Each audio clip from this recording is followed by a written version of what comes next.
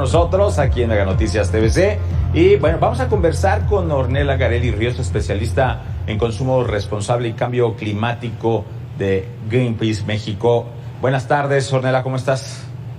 Hola, Dan, buenas tardes, gracias por la invitación. No, al contrario, y hablar del tema de los residuos en México, en un panorama general en nuestro país. ¿Hay una correcta disposición de los residuos o lo que pues mal llamado por muchos años ha sido la basura? Pues realmente no. Todavía en nuestro país, y particularmente a nivel municipal y estatal, porque es el nivel de gobierno al que le corresponde la gestión de los residuos, particularmente estos que generamos en los hogares o en los comercios, sí existen todavía bastantes retos para lograr una correcta gestión, ¿no? Empezando desde una adecuada separación en fuente, es decir, de quienes estamos generando esos residuos, aprendamos a separarlos correctamente, pero después también existen retos en cuanto a si una vez que los recolectan, ¿no? En la recolección, si permanece esta separación y la forma adecuada de tratamiento que se les da, ¿no? Si se reciclan, si se reutilizan, si se llegan a compostar, etcétera, ¿no? Porque la mayoría termina en rellenos sanitarios donde pues permanecen ahí por mucho tiempo, generando implicaciones ambientales bastante negativas. Justo quería preguntarte eso también, la recolección. La recolección también se ha vuelto un problema en nuestro país. Las bolsas, los botes en los que los ciudadanos sacan sus residuos y pasa un camión, en el mejor de los casos, un camión especializado en esto, ¿se está haciendo de manera correcta? Pues todavía existen, como ya lo mencionaba, retos en este tema de la recolección, porque buenas zonas de nuestro país ni siquiera pueden contar con este servicio. Existen comunidades, ciudades pequeñas, donde no existe este servicio de recolección, ni siquiera por una persona que pase por ello, y mucho menos por algún camión bien equipado, ¿no? Y luego también vemos, ¿no? Incluso en ciudades tan grandes como la Ciudad de México, que están los mismos recolectores separando los residuos en la calle, ¿no? En lugar de contar con un pues proceso más estandarizado para realizarlo. Entonces, definitivamente todavía hace falta bastantes avances ahí. Ornella, hay lugares donde se comenzó con una separación y se hacía tandeado por días y se supone que los rellenos sanitarios tenían sus bandas también separadoras, pero como que son proyectos que se han dejado. ¿Cuántos lugares en nuestro país contarán con servicio de separación, o sea, que se le indique a los ciudadanos? Pues particularmente las ciudades más grandes de nuestro país, como es el caso de la Ciudad de México, pero también las capitales y otras ciudades importantes de los estados, son las que cuentan más con estos servicios. Pero si vemos, por ejemplo, los retos en Ciudad de México, que es una ciudad pues en muchas cosas más avanzada que el resto de las ciudades, pues imagínense pensar, ¿no? En el resto del país, los retos todavía mayores que aún se tienen, ¿no? Y además de hablar de recolección, a mí me gustaría tocar el tema de la prevención en la generación de residuos, porque si bien sí todavía existen bastantes dificultades o áreas de oportunidad en la gestión de los residuos que incluye la recolección, un principio, más bien en la jerarquía de la gestión de los residuos se encuentra la prevención, ¿no? El mejor residuo es el que no generamos. Entonces, las ciudades, antes de empezar a hablar de una adecuada recolección, deberían empezar a implementar programas de basura cero. La Ciudad de México ha empezado a implementar uno al respecto, en donde se busque prevenir la generación de estos residuos, reducirlos, para así pues evitar estos problemas posteriores de cómo vamos a gestionar residuos ya generados, ¿no? Lo mejor es evitar generar ese residuo en primer lugar. Ahora con la pandemia de COVID-19 y la modalidad de comida en casa, a domicilio, eran paquetes y paquetes y paquetes, se envuelven los tenedores, se envuelven los cubiertos, se envuelve todo ahora con pretexto de la pandemia. ¿Y cómo esto nos ha aumentado la generación de residuos?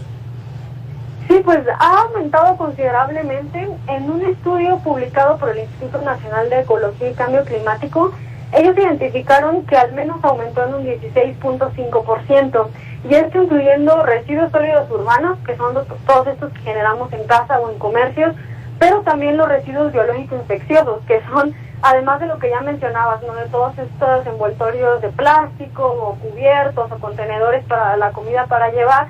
También ha aumentado la generación de residuos biológicos infecciosos que se utilizan, por ejemplo, en los hospitales, ¿no?, para hacer frente a esta pandemia. Entonces, sí es un problema que ya teníamos antes, pero ahora con la cuarentena y la crisis sanitaria, pues se ha visto agravada. Y aquí, mención especial tiene el uso de los plásticos de un solo uso, ¿no? Vimos en los últimos años la aprobación de diversas legislaciones para prohibir productos plásticos de un solo uso, que siguen vigentes, aunque, bueno, dependiendo del estado, en algunos casos sí se retrasó la entrada en vigor, pero la pandemia ha dado un golpe a todo esto porque empezó a existir esta falsa creencia de que los empaques plásticos o los desechables plásticos previenen contagios, no aseguran higiene, cuando esto no es así. Ya hay investigaciones que indican que el SARS-CoV-2 puede permanecer activo en superficies plásticas alrededor de 3 a 6 días, ¿no? Entonces son residuos extras que estamos generando por temor a contagiarnos cuando realmente no tiene un sustento científico. Ornella, esta también ha sido como una utopía, esto de quemar los gases que se producen en los rellenos sanitarios y generar electricidad, ¿es algo que no se ha logrado o sí se ha logrado? Pues mira, cuando hablamos de quemar hay que tener bastante cuidado, ¿no? Por ejemplo, si se trata de residuos orgánicos, el aprovechamiento de los gases que resultan de los residuos orgánicos, pues sí es una opción que se puede optar y que se ha empezado a intentar en ciertas partes del país, como en la Ciudad de México, por ejemplo, con algunos pilotos en la central de abasto, pero que todavía le falta bastante avance, ¿no? Pero si hablamos de residuos inorgánicos, aquí sí hay que tener bastante cuidado porque hay algunas iniciativas, particularmente provenientes del sector privado, que buscan incinerar residuos para convertirlos en energía, ¿no? Y nos lo venden como una super solución para este problema de la gestión de residuos, e incluso mencionan que para combatir el cambio climático, y lo cual es totalmente falso.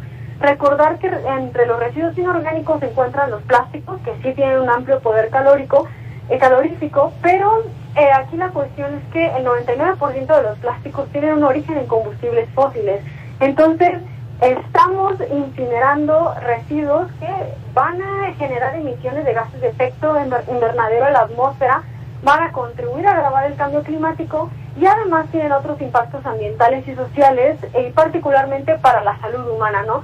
Con esta, por ejemplo, generación de cenizas tóxicas que pueden contaminar el suelo y el agua, y también pues generación y emisión de contaminantes que pueden incluso estar detrás de enfermedades como el cáncer para las personas que habitan estas zonas. Entonces, y como lo mencionaba antes, lo mejor es privilegiar la jerarquía de gestión de residuos y evitar generar los residuos, en lugar de estar apostando por estas soluciones de gestión que tienen impactos ambientales muy negativos.